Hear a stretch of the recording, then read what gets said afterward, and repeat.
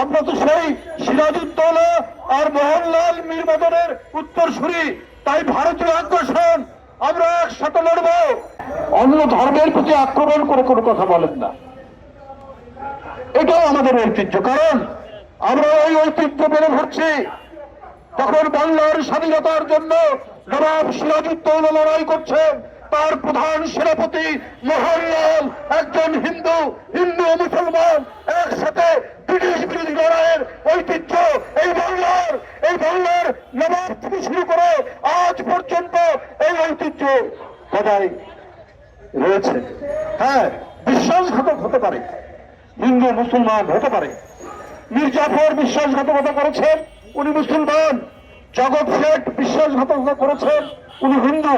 সেটা অল্প কিছু মানুষ, কিন্তু নবাবের প্রধান সেনাপতি উনি তো হিন্দু, এবং নবাবের জন্য লড়াই করতে করতে নিজের জীবন দিয়েছে মোহনলাল। আজকে মীর মদন এরা লড়াই করেছে নবাবের জন্য। আমরা তো তাদের উত্তরসূরি। এখানে আজকে যারা অমলেন্দু দাস, অপু, আজকে অপর্ণা, আজকে সঞ্জয়, জয়দেব, আমরা যারা আছি এখানে মুসলমান সম্প্রদায়ের ছেলেরা, আমরা তো সেই সিরাজউদ্দৌলা আর মোহনলাল মীর মদনের উত্তরসূরি, তাই ভারতীয় আগ্রাসন আমরা একসাথে লড়বো। আমরা লড়বো যেমন, তেমনি সঞ্জয় লড়বে, অপু লড়বে, অপর্ণা লড়বে, জয়দেব লড়বে, আমাদের কি বলে বধূ লড়বে, সুরঞ্জন ঘোষ লড়বে। এটা তো আমাদের ঐতিহ্যের মধ্যে আছে। আপনারা আমাদের পতাকা আগরতলা সহকারী হাই কমিশনের গেট ভেঙে সেটাকে ট্রেনে নামিয়ে ছিঁড়েছেন। এটা তো প্রচন্ড আঘাত, করোনার আঘাতের চাইতে বড় আঘাত দিয়েছেন আপনারা ভারতের সাম্প্রদায়িক শাসক গোষ্ঠী। আমরা কি এটা ভুলে যাব? আমরা কেউ হিন্দু, মুসলমান, বৌদ্ধ, খ্রিস্টান, এই যে বৌদ্ধ সম্প্রদায়ের অপু এখানে দাঁড়ানো আছে, দেখুন দিলীপ বড়ুয়া আছে। আমরা কোনোদিন ভুলে যাব না। আপনারা আপনাদের মিডিয়া কে একজন সুমন, এক ভদ্রলোক,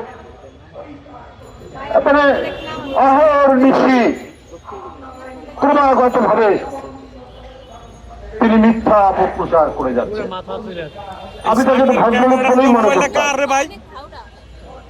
দেখতে শুনতেও সুন্দর, কিন্তু মনটা এত অসুন্দর। বাংলাদেশের গোপালগঞ্জে একটা পরিবারে আগুন লাগিয়ে 5 জন পুড়িয়ে মেরে ফেলা হয়েছে, ওইটা তিনি ফলাও করে প্রচার করছেন।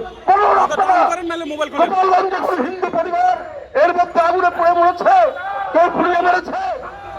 এত বড় মিথ্যা, এত বড় অপপ্রচার। ভারত কোন গণতান্ত্রিক দেশ, ভারত কোন সেকুলার দেশ, ভারত কোন ধর্মনিরপেক্ষ দেশ, আর তাদের মিডিয়া আজকে খেয়ে না খেয়ে বাংলাদেশের বিরুদ্ধে অপপ্রচার করছে। শুভেন্দু বাবুদের তল্পিবাহক হয়েছে।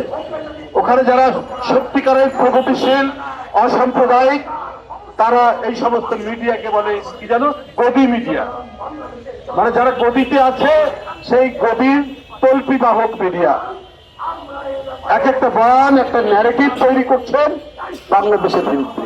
কারণ শেখ হাসিনার পতনটা একেবারেই মেনে নিতে পারছেন না, একেবারেই মেনে নিতে। 28 লক্ষ কোটি টাকা একটা হিসাবে দেখেছিলাম যে 18 লক্ষ কোটি টাকা, আর পাচার হয়েছে, ঋণ পেয়েছে 18 লক্ষ কোটি টাকা, আর পাচার হয়েছে 17,60,000 কোটি টাকা। কিন্তু শ্বেতপত্র যেটা প্রকাশ হয়েছে সেখানে পাচার হয়েছে 28 লক্ষ কোটি টাকা। তাহলে এই কোটি টাকা কি, এই 28 লক্ষ কোটি টাকার কত টাকা পেয়েছেন সুবন্ধু বাবুরা? এটাও আপনারা বলুন, না হলে কেউ কিন্তু বলে দেবে। বিজেপির কোন কোন নেতা পেয়েছেন শেখ হাসিনার পাচার করা 28 লক্ষ কোটি টাকার ভাগ? এটাও কিন্তু বাংলাদেশের মানুষ জেনে গেছে এবং আনুষ্ঠানিকভাবে হয়তো একদিন সেটা বলে দেবে। আমরা এত আন্দোলন সংগ্রাম, এত ত্যাগ, শিশু থেকে শুরু করে তরুণরা কাতারে জীবন দিল, তাদের রক্তাক্ত লাশ পড়ে থাকলো, গোটা বিশ্ব কেঁদে উঠেছে, গোটা বিশ্বের মানুষের চোখ দিয়ে কান্না ধরেছে। আর ভারত, আপনারা আমরা পাশাপাশি, আমাদের সংস্কৃতির অনেকটা মিল আছে, তারপরেও আপনারা এতখানি হিন্দুত্ববাদী, এতখানি সাম্প্রদায়িক, এতখানি অন্ধ যে শেখ হাসিনাকে রক্ষা করার জন্য আপনারা বাংলাদেশের মানুষের বিরুদ্ধে, আন্দোলনকামী মানুষের বিরুদ্ধে, শহীদ মুগ্ধর বিরুদ্ধে, শহীদ আবু সাইদের বিরুদ্ধে আপনারা আপনাদের প্রচারণা যেটা চালাচ্ছেন, আমাদের এই শহীদদের বিরুদ্ধে সেটা যায়। গণতন্ত্রের জন্য আমাদের মহান আত্মত্যাগ, সেই মহান আত্মত্যাগকে আপনারা ভুলুণ্ঠিত করার চেষ্টা করছেন, তাতে কোনো লাভ হবে না। আপনারা যদি মনে করেন এই করে আপনাদের আগ্রাসন সুসম্পন্ন করবেন, আমরা আমাদের স্বাধীনতা সার্বভৌমত্ব বিশ্বাস করি, রক্ষা করার জন্য অঙ্গীকারবদ্ধ। আমরা প্রত্যেকটা দেশের স্বাধীনতায় মর্যাদা দেই।